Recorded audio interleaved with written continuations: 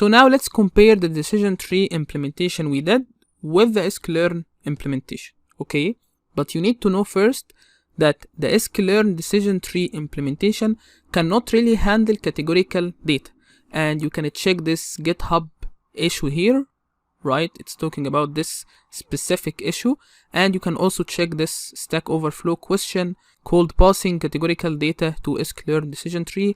And till this moment, this problem is not solved. So if you want to use the decision tree from Sklearn, then you need to convert the categorical features you have in your data into numerical features. So how we can do so? There are multiple ways to do so, but the easiest of them is using getDummies in pandas, right? So we have a function in pandas called getDummies, right? You give it the data set and it will convert all the categorical features for you. So let's see how it works. So here we are, we have xtrain encoded and xtest encoded. If we see the head of the xtrain, you will see now we have the age, the educational number, the capital gain, the capital loss, and hours per week. They are not changed at all. But then, as you can see, for the work class, we have how many features right now? 1, 2, 3, 4, 5, 6, 7, 8. So we have 8 features or 8 variables instead of 1. If we just print the head of xtrain, you will see we have only one variable called work class, right?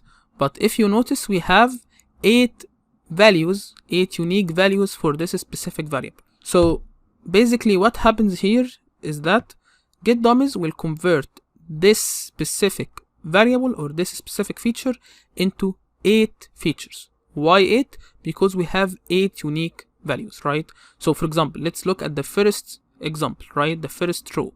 Here we have for the work class, we have state.gov, right? So if we check these 8 variables, you will see we have here 0, 0, 0, 0, 0, and only one, right, in state class state.gov, right? So if we have a state.gov here, then we will have 1 here and 0 everywhere else for the work class. And the same for, let's say, example number 4, right? Here we have private, so here we have also private, right? 0 everywhere else. And you can check also the education, we have the same for the occupation, we have the same for the country, we have the same for all the categorical features, we have the same. So as you can see for the country, for example, all the countries, all the unique countries are here, and most of the data is actually 0. So that's why when you are pre-processing the data, you need to make sure that this feature actually matters, because if it doesn't matter, then you might end up with so many features, right? And all of them are redundant.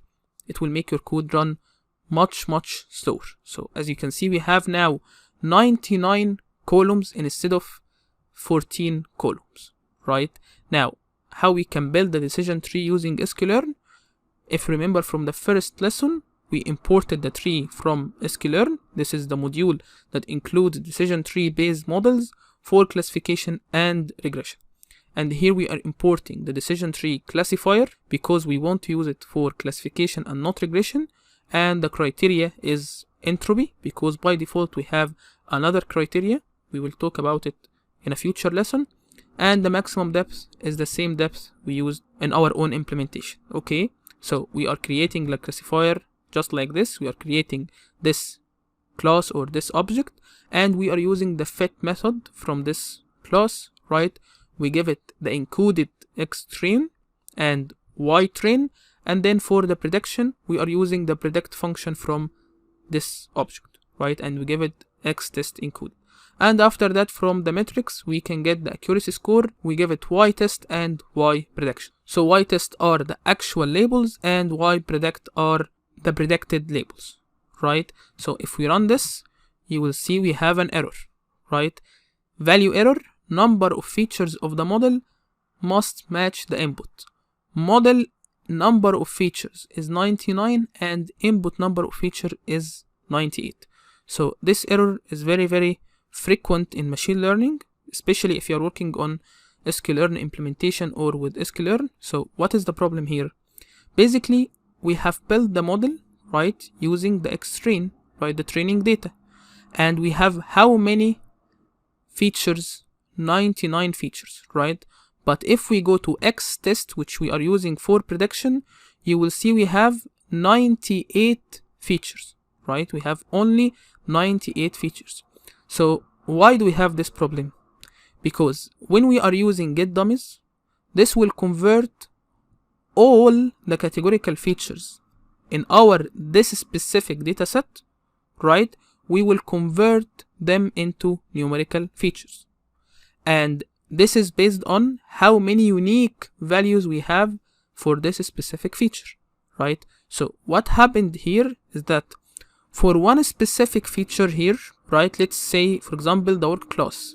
In the X train, we had 8 unique values, while in the X test, we had 7 unique values only. So that's why in the X train, we created 8 new variables, and in the X test, we created only 7 new variables.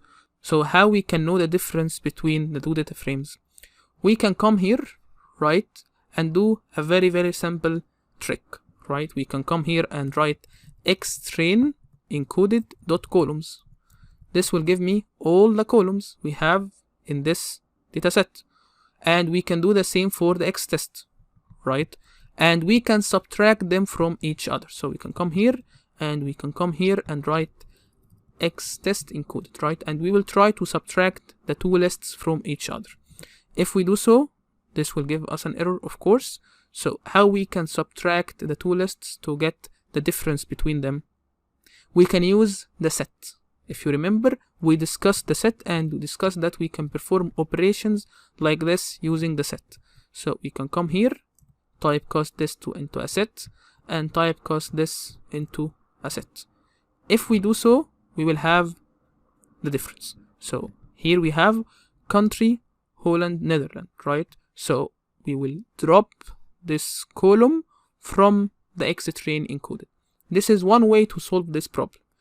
If you have, let's say, 5 or 6 or 10 different columns, then this might not be a very good idea and we need to do something else, and we will see this in the project.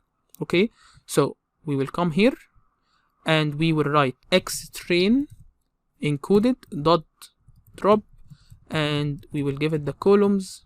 This is the column name, right? And let's say in place equal true. So if we do so, you will see now we have 98 columns, and for the test we have also 98 columns, right? So let's remove this and remove this, and now let's try to run our code.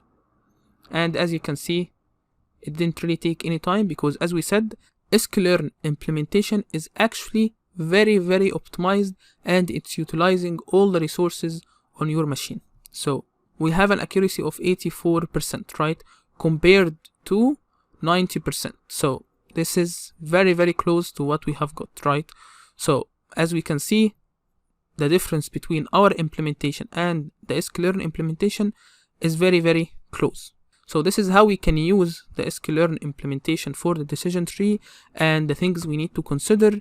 And also we saw how we can handle the problem of inconsistent labels or inconsistent features because of the getDummies function. So in the next lesson, we will see how we can visualize the tree, right? How we can write some Python code to visualize the tree. So let's go to the next lesson.